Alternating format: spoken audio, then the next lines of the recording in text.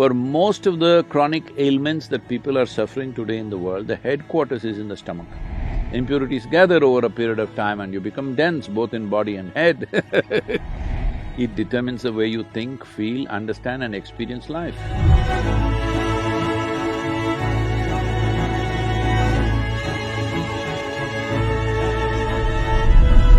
I'm curious actually, your perception on water fasting or fasting and taking prolonged periods of time. She went to food directly. Okay, fasting, not food, good. It's the opposite of food.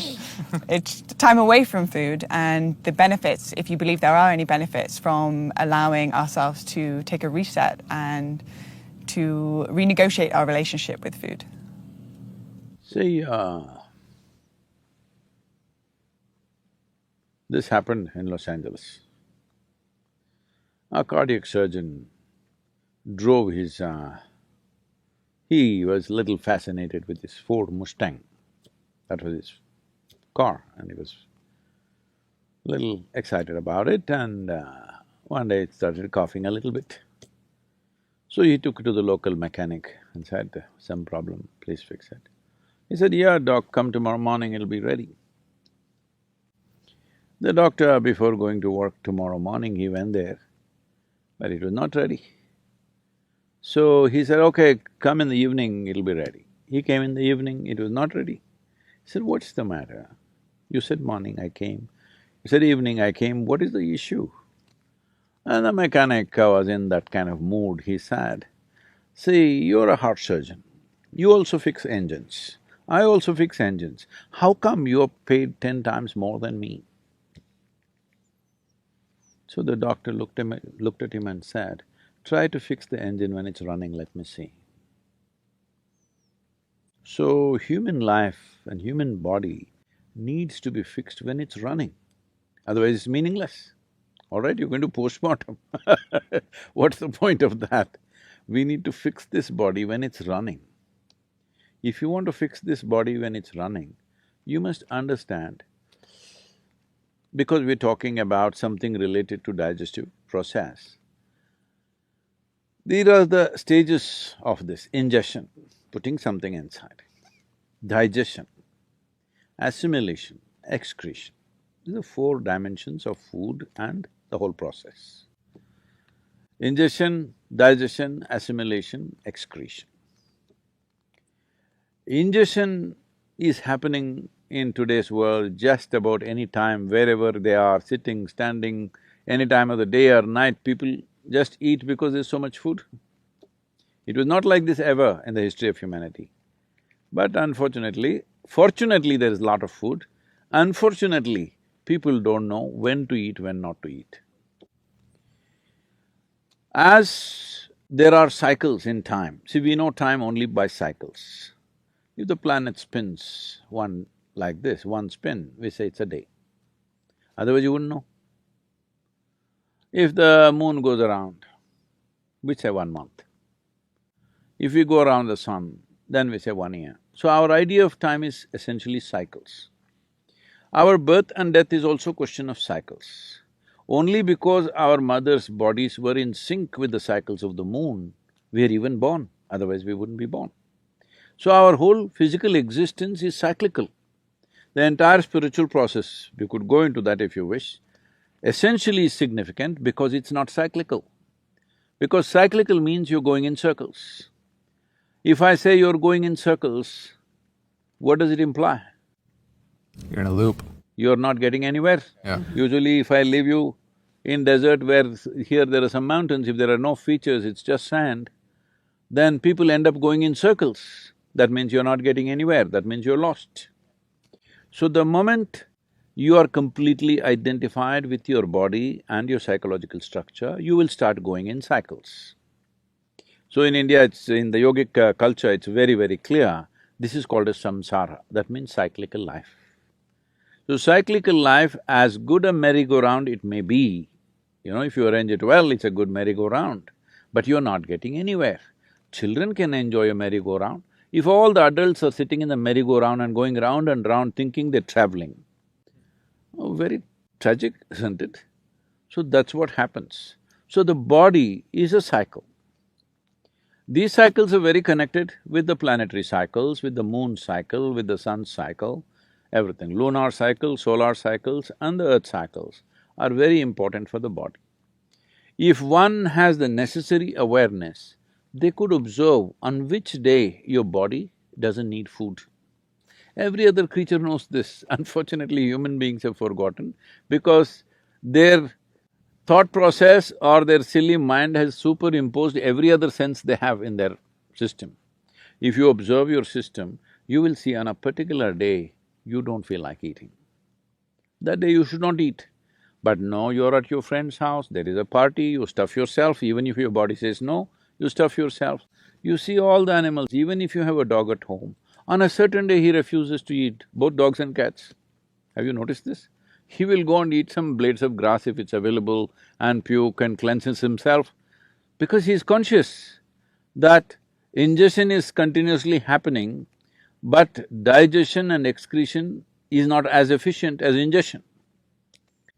Ingestion is happening compulsively, but other parts need to work. Other dimensions of digestive process needs to work.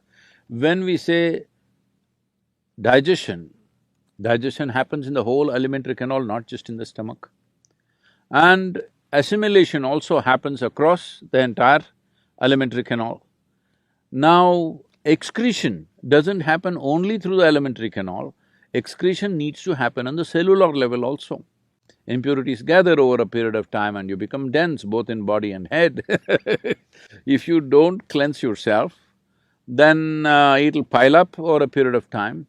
We call this karma, because when it piles up, it determines the way you think, feel, understand and experience life. People may not realize this, but they will think, this is how I am, this is my nature. This is not your nature, this is the way you messed yourself, all right? So this cleansing process, one important thing is to give a break for ingestion. Because other systems are largely involuntarily, you can stimulate them, but they're involuntary, they're functioning. Ingestion is a voluntary process, though unfortunately for most people it's become compulsive.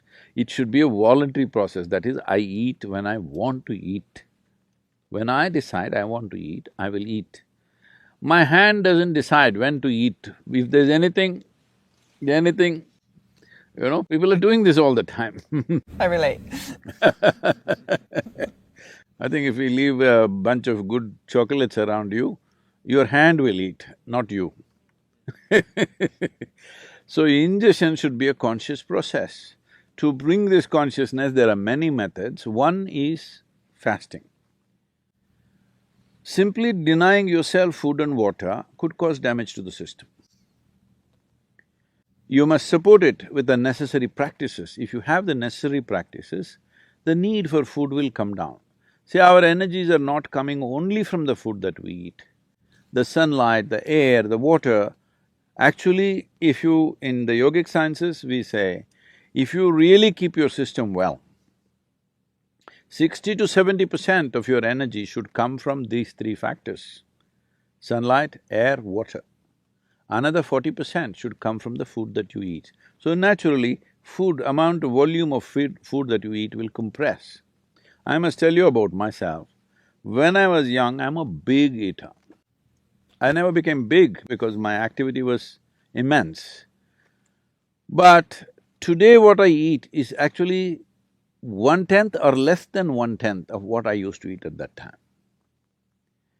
From the age of 19 till now, I'm still the same weight, what I was at 19. Only thing is, at that time, all the weight was on my shoulders. Now because of this gravity continuously working on me, kind of pulled it down a little bit. But I kept myself up. So fasting as a process must be done with necessary understanding. If people don't have that awareness, in India we fixed the 11th day of the moon cycle, you must fast. If you're not able to fast, you go on something very light, it's called palhar. That means you go on fruit diet.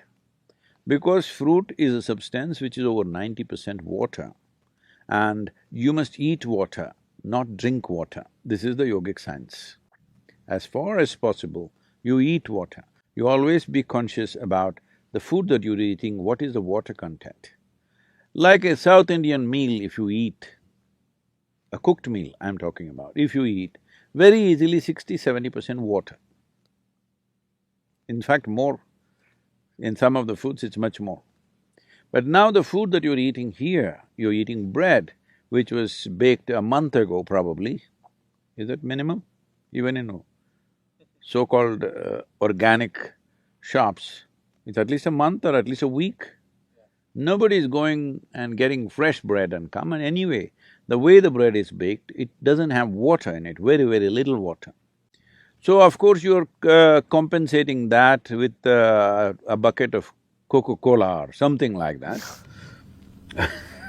Right? Yeah. I said a bucket, A not bucket is a good amount of Coca-Cola. What is this big? Yeah. But that doesn't work like that. If you drink any liquid along with your food, the acids that are necessary for digestive process will get diluted, your whole digestive process gets inefficient. Because food when it goes in, if it contains water, it assists. But if you put any liquid on top of it, you will see the food will remain in the stomach bag for too long. We are very concerned about this always in the yogic culture and life, that we don't want food to remain in our stomach bag for more than 2.5 hours maximum. In 2.5 hours' time, it doesn't matter what I've eaten, how much I've eaten, it must go into other parts. If it remains there, it makes you dull. It makes you lose your sense of perception.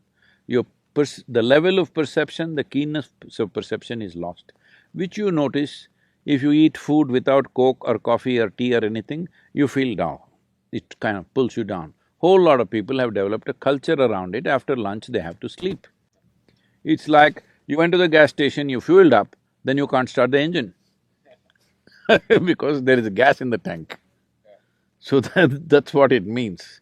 So, to ensure that digestive system is in full process, because for most of the chronic ailments that people are suffering today in the world, the headquarters is in the stomach. Yes. For a lot of people it's shifting to their head, but largely headquarters is in the stomach, the way… what they eat and the way they eat. So in this way they eat, one simple thing to bring discipline is, maybe 1 or 2 days in a month, you go on much lighter foods which are very simple and easy on the body. If you can just thrive on water or just a little bit of lemon and water or little lightly honey-laced water, it will help, but if it's not possible for you, maybe a fruit or something, which is very, very light on the system. The idea is to give digestive process and assimilation process a break so that rest of the body begins to excrete on the cellular level, it must throw out all the impurities.